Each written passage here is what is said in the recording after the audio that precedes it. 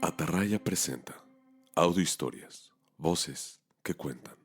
Redes de amistad y poder, el caso del porfirista Rosendo Pineda por Alicia Salmerón, leída por Lorena Torres Salmerón. La política en el México del siglo XIX se hacía, en gran medida, sobre la base de redes sociales, es decir, con apoyo en un conjunto de relaciones que conectaban individuos y grupos.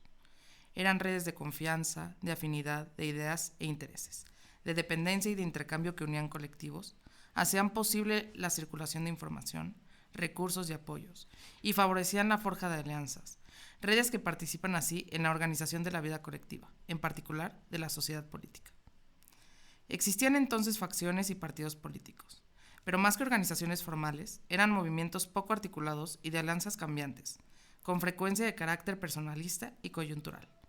Hasta muy tarde en el siglo, estos movimientos carecían de una estructura consolidada, con identidad propia y afán de permanencia. Funcionaban principalmente en torno a periódicos militantes de corta vida y a clubes político-electorales de carácter coyuntural. Los partidos políticos orgánicos, como se ha dado a llamar en aquellos de organización consolidada, con normas expresas de funcionamiento y base social definida, como los que comenzaron a formarse en México hacia fines del siglo XIX e inicios del XX, se construyeron ante la realidad de una participación política cada vez más amplia. Fueron la respuesta de una sociedad en proceso de transformación para organizar a un electorado más politizado, extenso y diverso que el de las décadas precedentes. De esta suerte, cuando la sociedad política se encontraba identificada con grupos sociales más limitados, élites, caciques y sectores medios pocos numerosos, su actividad se desarrollaba principalmente a partir de relaciones personales, redes sociales y clubes políticos de carácter coyuntural. Efectivamente, los actores políticos de una comunidad más o menos restringida encontraban posibilidades suficientes para orientar su acción a partir de un conjunto de vínculos personales. Relaciones de compadrazgo, parentesco, paisanaje, clientela, amistad, complicidad, interés, comunidad de ideas. Para organizar y movilizar el voto en coyunturas electorales le bastaba periódicos y clubes políticos creados de manera previa a los comicios, a partir de ese tipo de redes sociales. En México, la Constitución de 1857 estableció formalmente el sufragio universal masculino. A partir de entonces, los sistemas que supeditaban el voto a criterios económicos o de instrucción desaparecieron definitivamente de los textos jurídicos y dieron paso a una ampliación del electorado. Sin embargo, habrían de transcurrir varias décadas para que tal derecho fuera reclamado y ejercido por los sectores sociales de varones más numerosos del país. Los beneficiarios del sufragio universal durante gran parte del México del XIX habían sido y continuaron siéndolo los hacendados, mineros, grandes comerciantes y sectores medios, conformados por pequeños propietarios, profesionistas y empleados, con la diferencia de que estos últimos se fueron ampliando progresivamente durante la segunda mitad del siglo. Ellos conformaban los grupos políticos. En cambio, para la base de la sociedad, campesinado fundamentalmente, la nueva Constitución no significó su incorporación inmediata ni directa a la actividad política. Buena parte del conjunto social del país permaneció ligado por fuertes lazos tradicionales y, en ese sentido, su participación política se encontraba mediada por terratenientes, caciques y notables locales. Así, la actividad política descansó durante largas décadas, de manera muy importante, sobre la base de redes sociales. Esta práctica se prolongó a lo largo de todo el siglo XIX. Si bien convivió habitualmente con clubes y redes de clubes políticos que se articulaban coyunturalmente a nivel regional e incluso nacional. Para tener una idea de la presencia, tejido, complejidad y alcances de estas redes sociales en el mundo de la política mexicana de fines del siglo XIX, presentamos aquí un estudio de caso, el de las redes de Rosendo Pineda.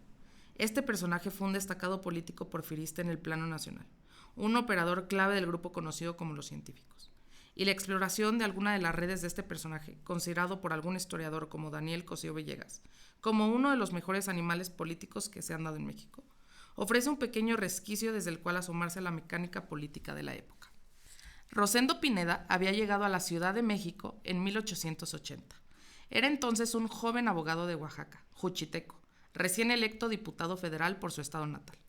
Su habilidad política fue pronto identificada por Manuel Romero Rubio, un viejo zorro político colocado, en 1884, al frente de la Secretaría de Gobernación por Porfirio Díaz. Romero Rubio incorporó pronto a Pineda a su equipo, como su secretario particular. una década al lado de Romero Rubio, el encargado de un ministerio estratégico, responsable de la política interior del país, introdujo al joven juchiteco en las redes de poder público nacional. Tras la muerte de Romero Rubio, en 1895, Rosendo Pineda fue marginado de los cargos asociados directamente al Poder Ejecutivo Federal, pero conservó su lugar en la Cámara de Diputados y se mantuvo como una de las figuras más sagaces y astutas del Poder Legislativo de la Unión. Desde ahí ejerció su influencia sobre la vida política nacional hasta la caída del régimen. Este perfil es un buen punto de partida para acercarse a las relaciones de Pineda, derivadas del aparato de gobierno. Aquellas que dan cuenta de la fuerza que se puede adquirir de la organización del Estado como fuente de poder en sí mismo. De la posición de Pineda en la estructura formal del poder se derivaba una gran cantidad de relaciones impersonales, que cesaron en el momento en el que abandonó el cargo. Pero, al amparo de los recursos del Estado, Pineda desarrolló también una serie de vínculos clientelares, de amistad y de interés, que perduraron y pasaron a formar parte de una fuerza política propia. Sin considerar estos últimos, se pierde de vista la importancia del personaje, dada su relativamente discreta posición dentro de la estructura formal del poder. Rosendo Pineda se vinculó desde muy temprano con un grupo político que sería conocido como los científicos. Este grupo había comenzado a configurarse por iniciativa, precisamente, de Manuel Romero Rubio, el secretario de Gobernación que favoreció al joven Pineda, con un nombramiento como su secretario particular. Con aspiraciones presidenciales y plena conciencia de las necesidades técnicas de un Estado nacional como el que se perfilaba en México, Romero Rubio buscó agrupar en torno suyo a los alumnos de escuelas superiores y jóvenes profesionistas más brillantes que llegaban a la capital. Así, se inició la identificación de un grupo político entre quienes se contaron Rosendo Pineda, José Ibel Limantur, Justo Sierra, Francisco Bulnes, Joaquín Casasus y los hermanos Pablo y Miguel Macedo. En realidad, las relaciones personales que permitieron a Rosendo Pineda un amplio juego político tuvieron una génesis más variada que la del grupo científico en sí. Tuvieron un origen múltiple.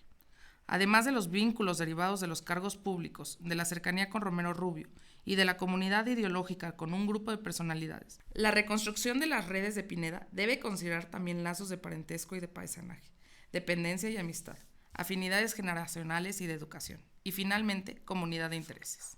En esta dirección, habrá que destacar en especial los lazos del personaje conservados de su infancia en Juchitán, una comunidad de tradición indígena, las amistades de los años de estudio en el Instituto de Ciencias y Artes de Oaxaca, y los vínculos establecidos en el ejercicio de su profesión de abogado como representante de empresarios nacionales y extranjeros en la Ciudad de México.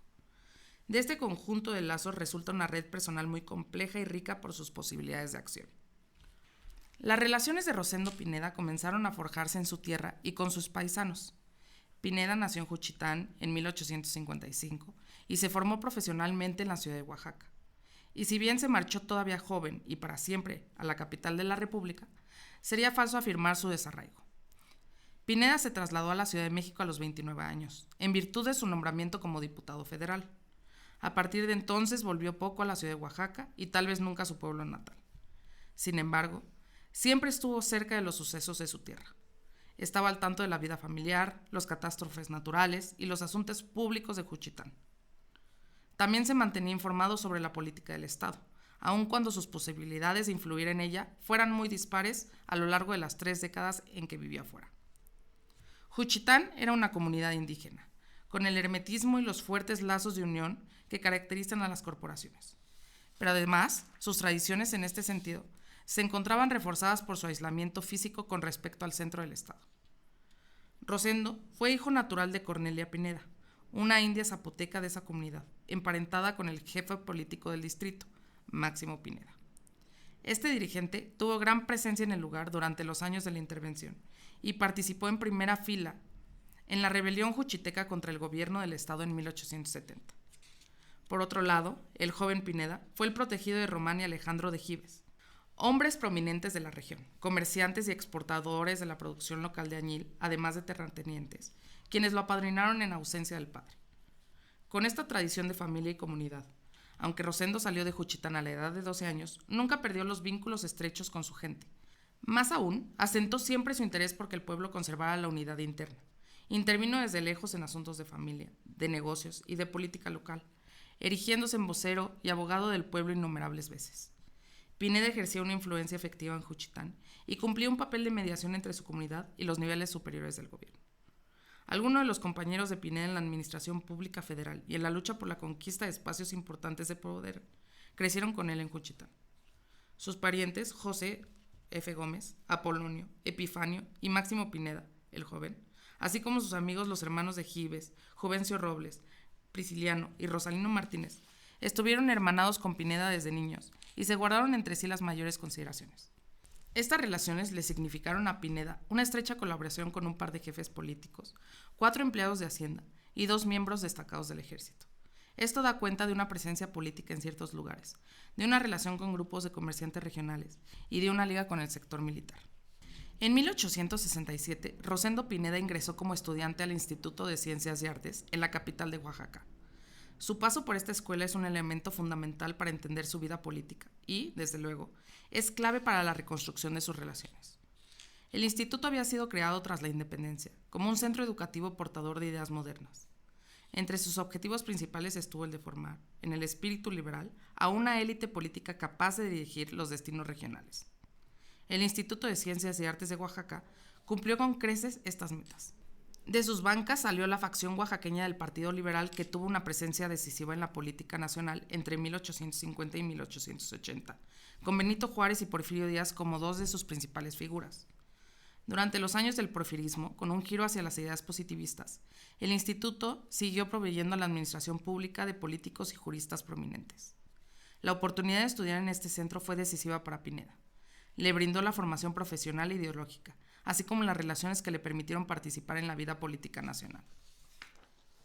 A este instituto concurrían sobre todo los hijos de las familias prominentes de Oaxaca y de Chiapas.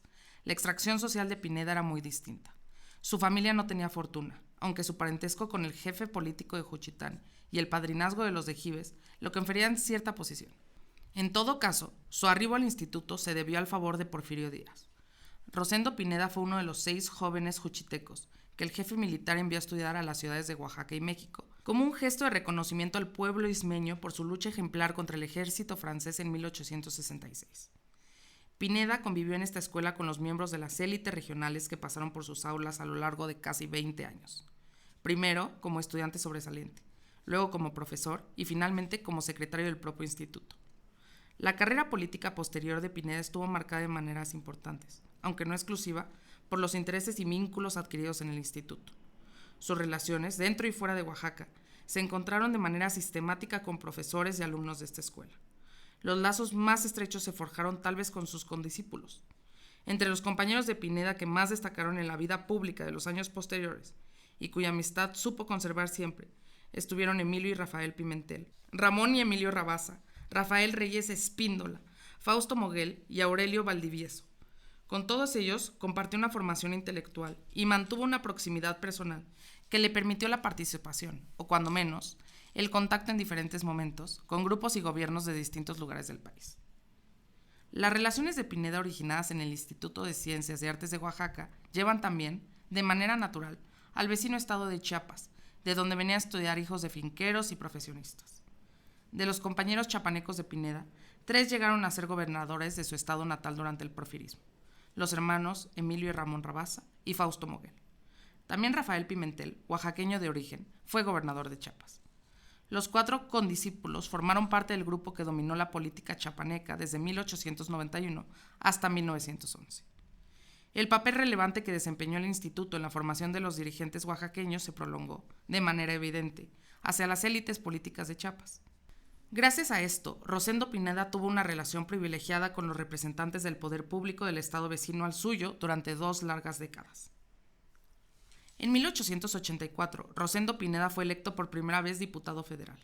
Ese año trasladó su domicilio a la Ciudad de México y, con la ayuda de sus paisanos, de Emilio Pimentel especialmente, el joven abogado comenzó a abrirse camino en la política nacional. Muy pronto se incorporó al círculo de amigos y protegidos del secretario de Gobernación Manuel Romero Rubio y abrió su propio despacho jurídico. Pineda dirigió uno de los despachos de abogados más importantes de la Ciudad de México en su momento. En el contexto de un Estado que controlaba concesiones y destinaba recursos para el desarrollo de su economía nacional, su bufete constituía una buena opción para representar los intereses del capital. Pineda disfrutaba de una posición privilegiada para obtener concesiones, exenciones de impuestos y defender, con probabilidades de éxito, los intereses de los empresarios. Esta posición la debía, más allá de su competencia profesional, a sus relaciones con la administración pública, primero desde la Secretaría de Gobernación, después por amistad con diversos ministros, gobernadores y otros funcionarios, además de su posición como diputado federal y de aliados conseguidos en el Poder Judicial. Desde la Ciudad de México, en su despacho, Pineda se ocupaba de gestorías y litigios, de asesorías y promoción de empresas. Sobre la base de una muestra de poco más de 150 casos llevados por el despacho jurídico de Rosendo Pineda, de los cuales hay registro en el Fondo INERM del Archivo General de la Nación, es posible seguir los vínculos del abogado con diferentes intereses económicos entre 1885 y 912. Pineda resultó un inversionista modesto y poco afortunado en sus negocios personales, pero como litigante figuró cerca de compañías de primer orden y como su representante intervenía en las principales actividades económicas del país. La muestra de los asuntos jurídicos atendidos por el despacho de Pineda da cuenta de su relación con intereses económicos nacionales y extranjeros a lo largo de casi toda la República, en 23 estados, 2 territorios y el Distrito Federal, si bien no siempre coincidentes en el tiempo. Sus casos tienen una importancia muy dispar, al igual que los resultados obtenidos, pero revelan una actividad profesional ligada a la representación del capital en una extensión territorial muy amplia. Las regiones donde Pineda, como abogado, tuvo una mayor relación con los intereses económicos fueron la Ciudad de México y los estados de Oaxaca y Chiapas. Razones de cercanía, paisanaje y comunidad de estudios con representantes de élite regionales explican esta situación.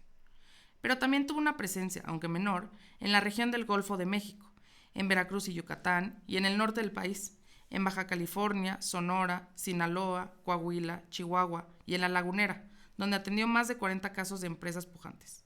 En Sonora, por ejemplo, de 1905 a 1907, representó a la empresa minera norteamericana de Ensenada Mining Company en un pleito contra The Tiger Mining Company.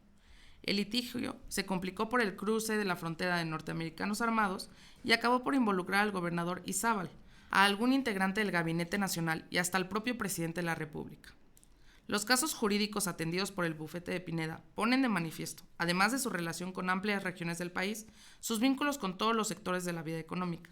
Efectivamente, atendió por igual casos de hacendados tradicionales y de agroexportadores, de negociantes con bienes raíces o mineros, de dueños de empresas de transportes y comunicaciones, de compañías de introducción de servicios públicos, de casas comerciales y de industrias modernas. En suma, las relaciones que Pineda forjó en su pueblo, en su escuela y desde su despacho de abogados son los lazos personales que llevó a su vida pública. Con ellos complementó, de manera muy importante, los vínculos impersonales propios de una actividad realizada desde los poderes institucionales, los del Estado. También se apoyó en ellos para su actividad al lado de un conjunto de personalidades con quienes tenía afinidades ideológicas, el grupo de los científicos. Con sus redes sociales como base, participó en varias ocasiones con los amigos políticos en la organización de comités electorales y de una importante liga política, la Unión Liberal. Las amplias posibilidades para la acción política surgidas de las redes sociales a fines del siglo XIX se ejemplifican bien con el caso de las redes de Pineda. Pero la forma de hacer política de este personaje, como la de muchos de sus contemporáneos, habría de encontrar sus límites al inaugurarse el nuevo siglo. Después de 1900, poco a poco, se fueron manifestando amplios grupos sociales en demanda de su incorporación directa a la vida pública. Los políticos porfiristas se cegaron ante la necesidad de hacer reformar la Constitución para establecer el voto directo y abrir, en la práctica, la participación política a nuevos grupos y sectores sociales. Tampoco pudieron controlar las manifestaciones de descontento popular a través de sus redes personales de poder, que constituían mecanismos tradicionales al fin de su acción política. Las demandas de democratización que tomaron forma en torno a las elecciones presidenciales de 1910 venían acompañadas por nuevos actores políticos y exigían nuevas formas de organización para participar en los comicios y, en general, en la vida política.